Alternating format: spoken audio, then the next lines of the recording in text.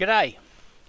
This video is a little bit different in that it's about me trying to improve my video making capabilities.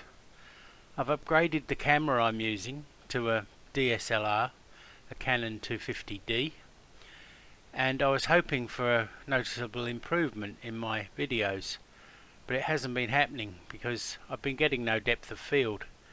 I'd focus closely on the outside of what I was turning and it would be blurred.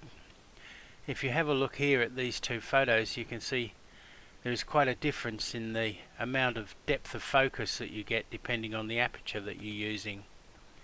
And I think that I was using the camera in auto and getting a very wide opening, and whenever you go very close to something with a long lens, you've got virtually no depth of field. I was using the light that I've been using for my videos all along, which is just a machine light with a halogen globe, and it wasn't doing things very well. Now, I used to be a photographer, so I know about still photography, but video photography is a new branch of photography for me.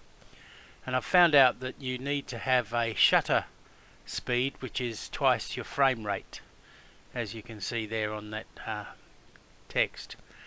So I picked some parameters that I thought the camera might be using in automatic to try and see what sort of picture I'd get, and this is the picture that I got.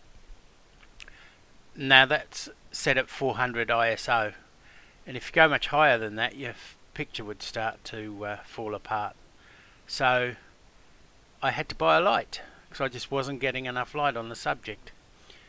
Now you can see in the text there that the parameters I used for exposure, and I think you can see there's one heck of a difference in the actual quality of the picture that's there.